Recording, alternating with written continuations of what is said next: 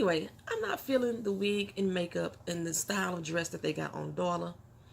She's supposed to be 23 years old, and she out here looking like the class of 1980. What's up, everybody? Welcome back to My Twisted Lyf of Poetry. I am Poetry. You are here for another recap and review of Queen Sugar Season 3, Episode 4, No Haven in My Shadow. Let's just get right on into it, and I'll give you my thoughts at the end. We pick right up where we left off last week, and this time we here with Darla and Ra inside of the house. They just sitting there in complete silence. Ra all tight-jawed, not saying something, looking angry in the face. Blue come bouncing all in the room like, hey, mama, my mama is here. Look what I made for you. I made this while you was gone. It got this picture, that picture, all this up in here. It's a coloring book, you know. Ra can't help but to crack a smile just to see how happy his son is right now. You know, but he didn't really want Darla to feel any type of warmth from him at all. He just wanted to remain cold toward her. Apparently, they're about to do another tribute to Ernest. They do a lot of tributes to Ernest. And Blue wanted his mama to beat her. But she was like, you know, no, I'm not going to be here for the bonfire, but I'm going to be here for your party, though. And looks over at Ra for his approval. But you know, his look was disapproval. That's all that was about. And I'm like, boy, you cannot keep that woman away from her damn son. You just can't do it. I'm like, are you going to tell her about the DNA test results? Or even the fact that you took the DNA test? I really want to know what you're going to do there. So, Rod trying to make some random conversation with her. Like, your hair look good that way. How long you going to be in town? Baby, Darla said forever. Forever, ever, right? So, Rod was like, I don't know how this is supposed to work. Well, let's start by, I'm going to pick him up in the morning, like we used to do, you know what I'm saying? He's like, no, I don't know how this is supposed to work. Ain't no more of this, Rod. You ended that. What the fuck is you talking about? You still all in your feelings about what's going to happen with you and Darla. Darla's concerned about her damn son.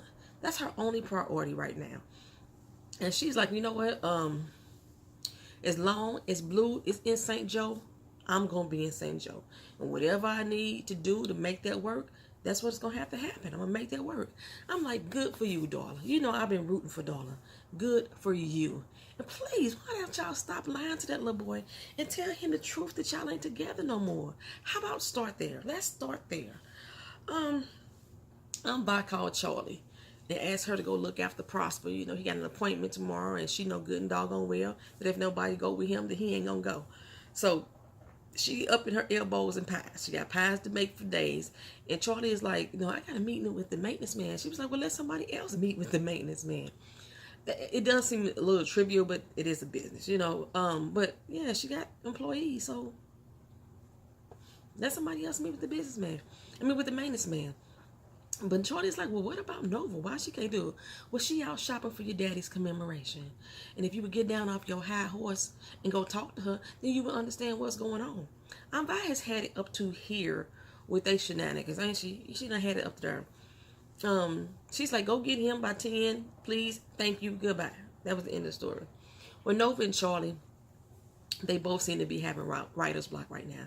Charlie can't find the words that she want to write down for the commemoration. Basically, what the commemoration is, they want to speak to the ancestors through fire. That's an old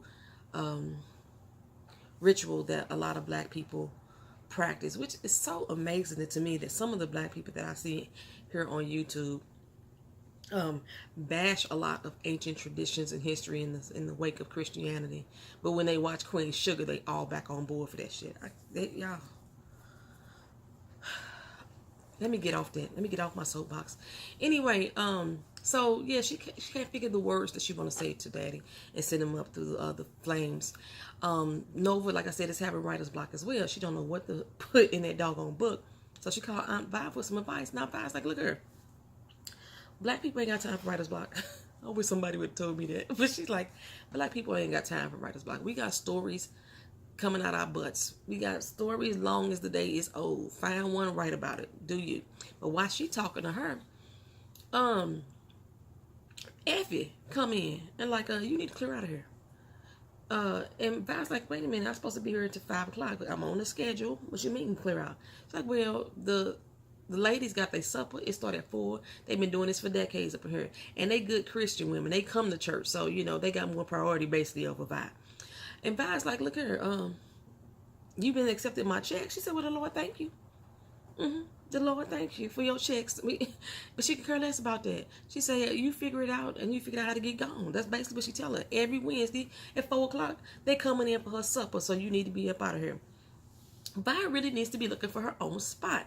I'm not sure why Wood has not surprised her with one by now, Mr. Big Spender. Knowing Vi, she probably wouldn't accept it any damn way, but still.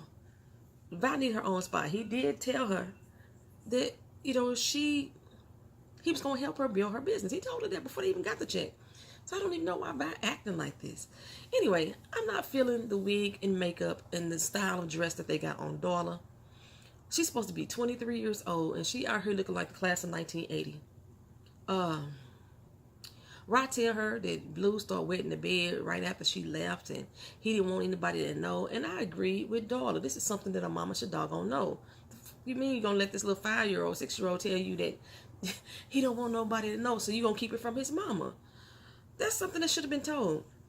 Well, Lil Blue don't even want his birthday party, so Darla ain't coming back for that. But it's because that's when Ernest died. Ernest died on his birthday last year. And I was like, did I hear that right? It's only been a year? We're in season 3 and it's only been a year past. All this that's been going on, it's only been a year? So the bonfire is supposed to make his birthday feel a little more fun, since it's a commemoration to Pops. And I'm a little confused though. I'm like, so the birthday and the bonfire is really the same thing. So really Darla should have been there. But I guess not. So she looked like, look, I don't want to make this harder than it already is. Rob was like, you should have told me you was coming. Calm down, little boy. Bring down the tones. Bring down the vocal tones. I'm like, dude, she tried to. You was being an ass. Remember that? So we get to hang out with Prosper a little more this episode. I wonder if they are going to really start building his character. They really just making it seem like he's really just lonely and lost without Ernest. Like he don't have any life without Ernest. But he just, back going out, things like that. He don't really seem to. Everything's about Ernest. Like his only friendship was with Ernest. I don't know. I wonder if they're going to tell us a little bit more about his relationship with Ernest. He just seems like he's so much more connected to this family than they really letting us on. Well, Ryan, Darla, and Blue, they hanging out like family. And I'm just not here for that. I'm not. If y'all not together, how long y'all going to keep playing this? How long y'all going to keep waiting to tell that little boy? Y'all going to wait till he start asking questions? Like what? Well, Darla bring up the field trip again about her wanting to go. And Ryan's like, look, I already told you. Don't ask me no more. I'm ad-libbing. But yeah, that's basically what he said. And Darla said, I shouldn't even have to ask permission to go on my son's field trip. He looked at her. She said, well, our son, I'm his mom and you're his dad. That hasn't changed. Right, like everything has changed. Everything has changed. Nah, bro, that ain't changed. I mean, technically you're not his father. But you said that don't even matter. So nothing has changed, right? Ryan's childish. Or immature. Childish is a bad word. He's immature. Well, Remy and Nova, they in a scene together, and I got excited. I was like, we finally get to see where that elongated hug stretch into something more, if that's really going to happen. Like, they throwing shots at each other every now and again. And normally it would seem harmless to me, but truthfully, Remy and Nova really never had that joking around type of relationship with one another. And it's becoming a little bit too familiar for me. Davis come to pick up Micah, and you could tell that he still won't end with Charlie. Like he got something on his heart, something he want to say. But she is not giving him the time of day. Wood trying to get a delivery truck. And Vi, what is the damn problem with the man getting your damn truck? They went and dropped off her pies the last time in her doggone SUV, and half the damn pies got smushed and everything. And she won't let the man buy a truck. The truck wouldn't have been my first thought. The kitchen would have been my first concern. Getting her somewhere where she can cook, where she ain't got to go through these problems with F and May. But he's like, it's only going to cost us a couple $100 to fix it up, save you some damn money. It will save you some money. You will quit losing fucking inventory, so to save some damn money.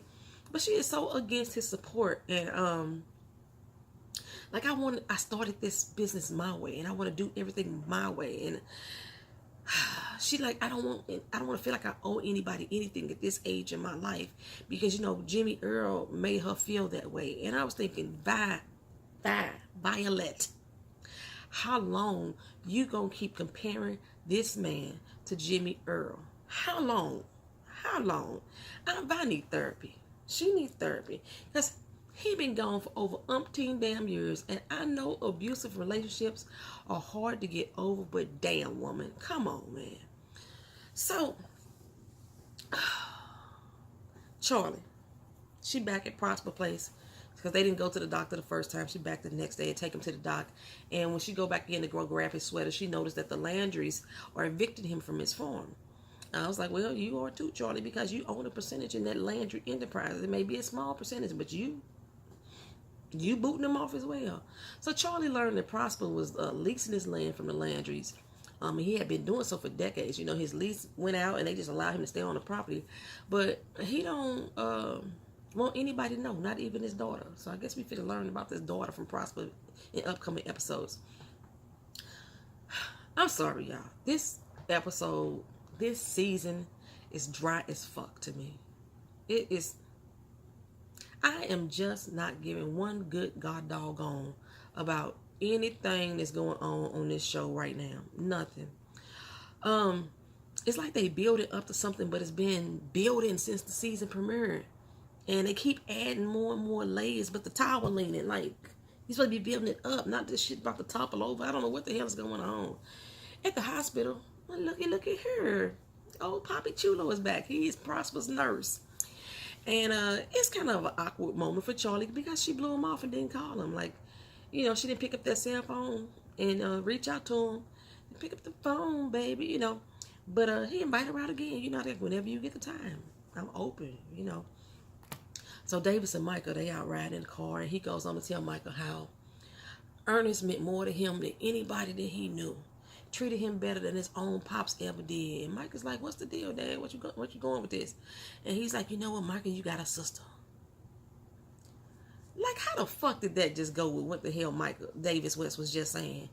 That was like so out of thin air. I didn't have no real emotion about it for real until we get to this one little part. But me and Michael got our Scooby-Doo faces on, like, what? Like, baby, I'm thinking, it's the hooker, baby.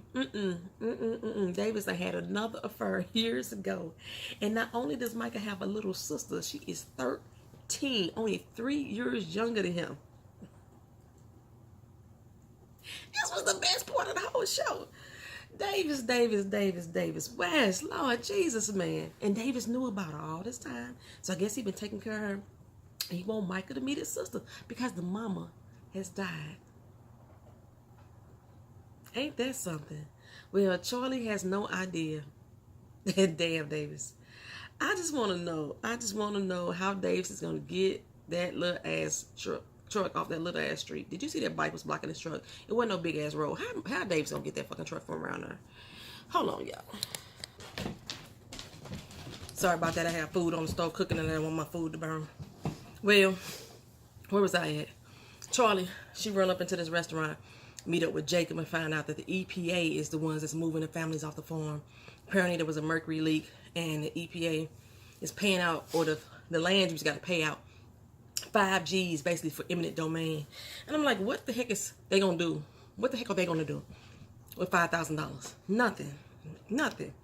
He Prosper about to have back surgery. That ain't even gonna cover his prescriptions. Blue asked Nova and Ra about True and why she died. And Rob was like, she was sick, man. He's like, you mean like my mama? No, not like her, a different kind. Y'all miss her, right? Every day. So he's like, you know what? My thank you to Ernest is going to be for bringing my mama daughter back home. Nova look at Rob like, is that something that you forgot to tell her, little bro? At the end, they threw their messages all on the fire. Michael wanted more time with Ernest. So they show him watching interviews with his daddy talking about the importance of family. Nova say, Dad, your story gonna live on. So now she inspired to write. Vi says, thank you for taking care of me.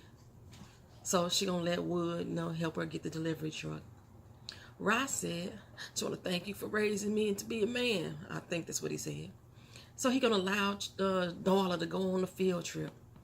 Charlie promised to take care of Prosper, and that was it. That's how that damn show went off. The way that it went off was almost like they do when you watch one of those reality TV shows in the season finale, and they trying to tell you how what everybody went through after the show ended. That's exactly how that ending was to me. This episode was so unmoving to me. All I got from the Remy and Nova situation was another lingering stare. Charlie still don't know how the fuck to beat the Landrys at their own game. Vi still stubborn as hell. Wood still supportive as he want to be. I swear I am just not getting this deep meaning that I see a lot of these reviewers and people post on Twitter about these episodes. Like, oh my God, that was so emotional. That was so touching. Where? Explain, where was it emotional and touching? And if you have a reason, put it in the comment section and explain it to me.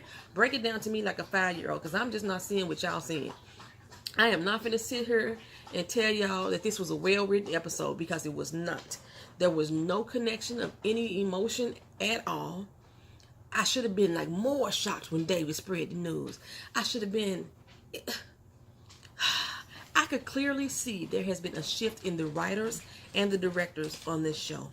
And I do know that this season, Ava DuVernay wanted all women at the table. All women at the writing table, all women at the directing table.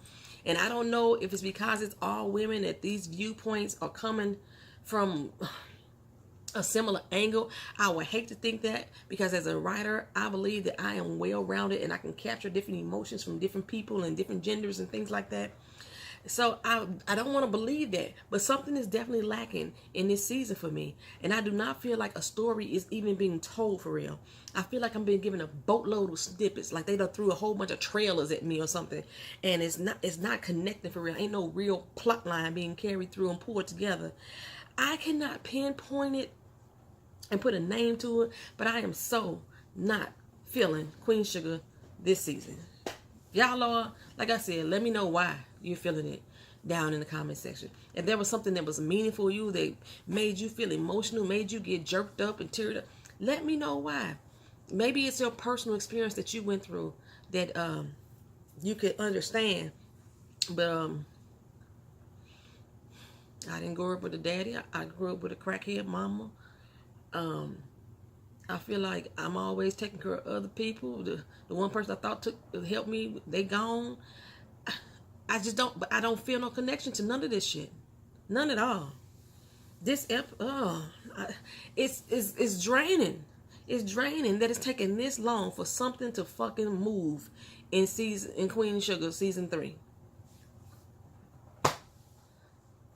That's just my opinion. That's what a review is about. Whatever. Anyway, like, comment, share, and subscribe if you want to. I appreciate you being here. See y'all next week. I'm going to keep watching to the end of the season. So something got to happen. I got to see where this build is going to. I got to see where these layers are. If the Leaning Tower is going to stand the fuck back up, I need to see that happen. Something got to give. Like, goodness gracious. Talk to y'all later. Peace.